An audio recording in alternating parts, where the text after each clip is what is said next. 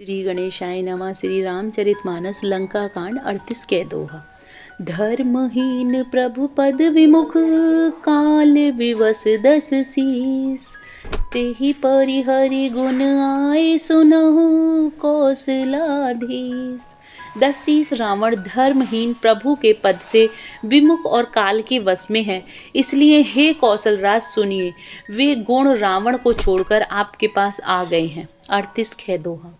परम चतुरता श्रवण सुनी, बिहसे राम उदार। समाचार पुनि सब कहे, गढ़ के बाली कुमार। अंगद की परम चतुरता कानों से सुनकर उदार श्री रामचंद्र जी हंसने लगे। फिर बाली पुत्र ने किले के लंका के सब समाचार कहे।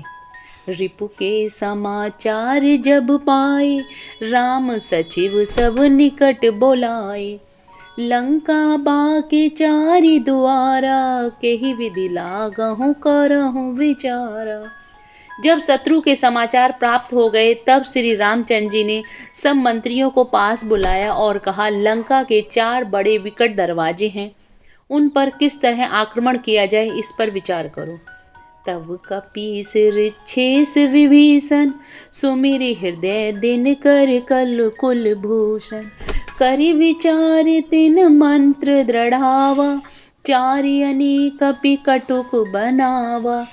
तब वानरराज सुग्रीव, रक्षपति जामवन और विभीषण ने हृदय में सूर्य कुल के भूषण श्री रघुनाथ जी का स्मरण किया और विचार करके उन्होंने कर्तव्य निश्चित किया। वानरों की सेना के 4 दल बनाए। जथा जोग सेनापति कीने, जो तप सकल बोल तब लीने। प्रभु प्रताप कहि सब समुझाए, सुनि कपि सिंह नाद करि धाय। और उनके लिए यथा योग्य सेनापति नियुक्त किए।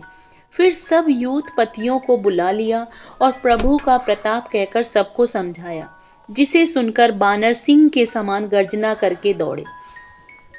हर्षित राम चरण सिर नावहि, गहि गिर शिखर वीर सब धावहि। गरजहि तरजहि भालु कपीसा, जय रघुवीर कौशलाधीसा।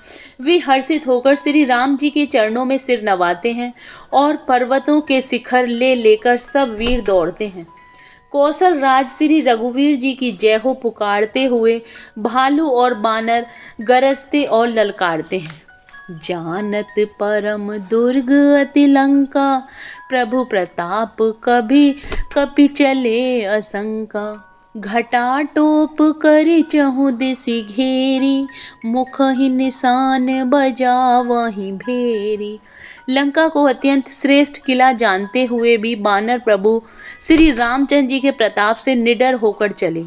चारों ओर से घिरी हुई बादलों की घटा की तरह लंका को चारों दिशाओं से घेरकर वे मुंह से ही डंके और भेरी बजाने लगे।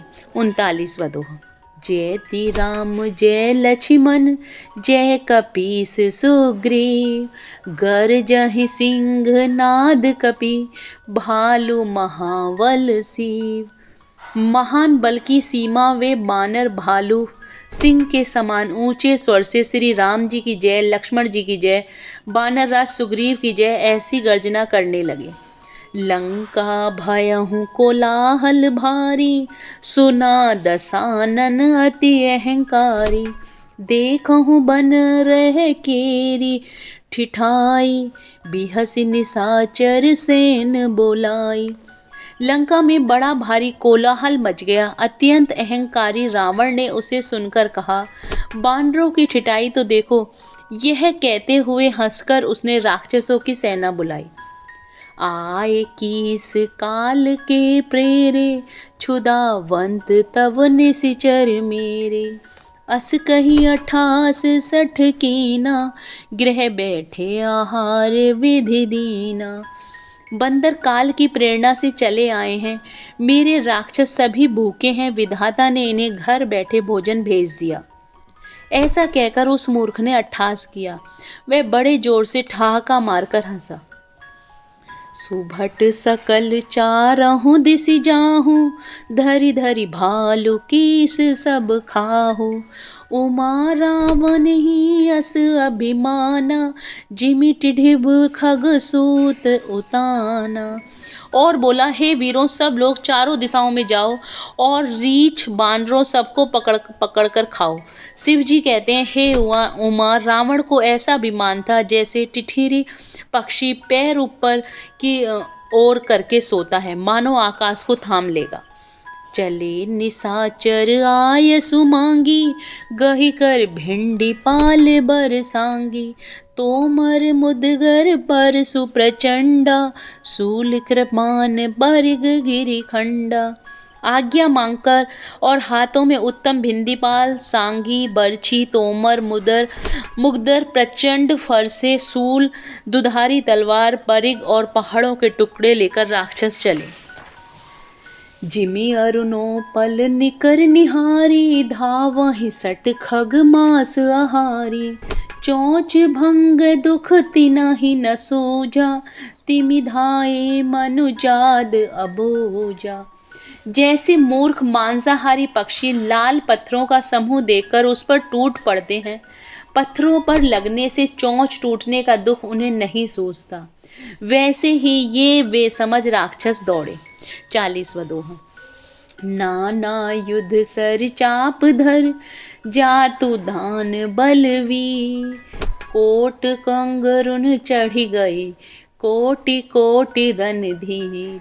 अनेकों प्रकार के अस्त्र शस्त्र और धनुष बाण धारण किए करोड़ों बलवान और रणधीर राक्षस वीर परकोटे के कंगुरों पर चढ़ गए।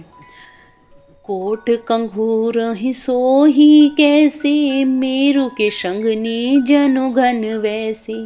बाजहि ढोल निशान जुझाओ, सुनि धुनि होई भटहि मन चाओ। वे भरकोटे के कंगूरों पर कैसे शोभित हो रहे हैं, मानो सुमेरे के शिखरों पर बादल बैठे हों। जुझाऊ डोल और डंके आदि बज रहे हैं, जिनकी ध्वनि सुनकर योद्धाओं के मन में चाव होता है। बाजहि भेरी नफीरी अपारा, सुनि कादर उर जाहि दरारा। देखनि जाई कपिन के ठट्ठा, अति विशाल तनु भालु सुभट्टा। अगिनत नफीरी और भेरी बज रही है, जिन्हें सुनकर कायरों के हृदय में दरारें पड़ जाती हैं। उन्होंने जाकर अत्यंत विशाल शरीर वाले महान योद्धा बानर और भालुओं के समूह देखे।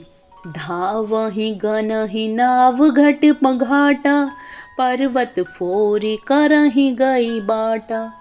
कटकटाहि कोटिन भट घर जहि, दसन होठ काटहि अति तर जहि। देखा कि वे रीछ बानर दौड़ते हैं, ऊंची नीची विकट घाटियों को कुछ नहीं गिनते, पकड़कर पहाड़ों को फोड़कर रास्ता बना लेते हैं। करोड़ों योद्धा कटकटाते और गरजते हैं, दांतों से होठ काटते और खूब डपटते हैं। उत रावण इत राम दोहाई, जैति जैति जय परी लराई। निशिचर शिखर समूढ़ावहि, कूदि धरहि कपि फेरी चलावहि। उधर रावण की ओर इधर श्री राम जी की दोहाई बोली जा रही है। जय जय जय की ध्वनि होते ही लड़ाई छिड़ गई। राक्षस पहाड़ों के ढेर शिखरों को फेंकते हैं, बानर कूदकर उन्हें पकड़ लेते हैं और वापस उन्हीं की ओर चलाते हैं। छंद। धरि कुधर कंड प्रचंड, मरकट भालु गढ़ पर डारहि। झपटहि चरण गहि फटपट कहीं, मही भजी चलत बहुरी पचारहि। अति तरल तरुण प्रताप तर, मही तम की गढ़ चढ़ी चढ़ी गए। कपि भालु चढ़ी मंदिर, जह तह राम जसु गावत बई। प्रचंड बानर और भालू पर्वतों के टुकड़े ले लेकर किले पर डालते हैं। वे झपटते और राक्षसों के पैर पकड़कर उन्हें पृथ्वी पर पटककर भाग चलते हैं और फिर ललकारते हैं। बहुत ही चंचल और बड़े तेजस्वी बानर भालू बड़ी फुर्ती से उछलकर किले पर चढ़ चढ़कर गए और जहां तहां महलों में घुसकर श्री राम जी का यश गाने लगे। जय Shri Ram. Please like and subscribe the channel.